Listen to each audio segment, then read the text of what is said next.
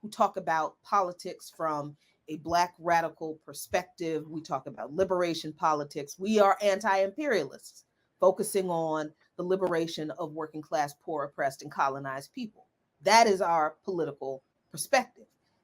In that vein, this is not an issue about Putin. Everybody's personal, because everything everybody said was about Putin. Putin this, Putin did that. Like Putin, like Vladimir Putin got up one morning, pissed off, kicked his dog, and like, fuck it, I am going to bomb Ukraine. That is how these people framed this. Like he had this personal, so I said what I always say, what I have been saying, that this is what US imperialism looks like to every other country in the world that has been in the crosshairs of US imperialism.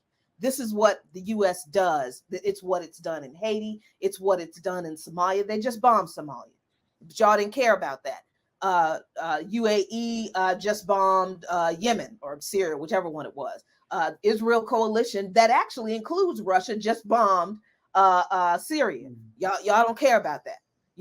This is what happened in Libya.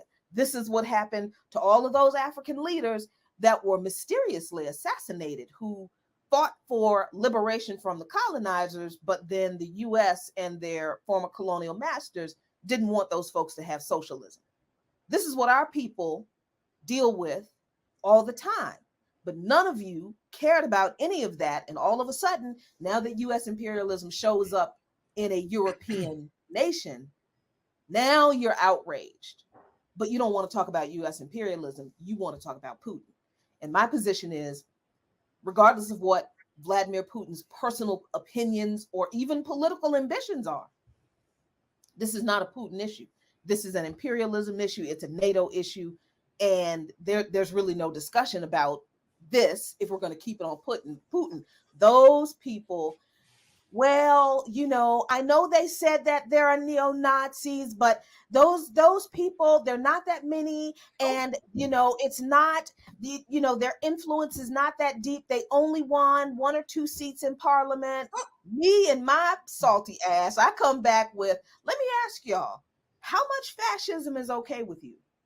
Because that's what I'm hearing. Like, a little bit of fascism is cool with you, especially since you all have not cared that the very same fascists have been killing ethnic Russians for 8 whole years in this civil war. 8 years. But all of a sudden, now you got issues.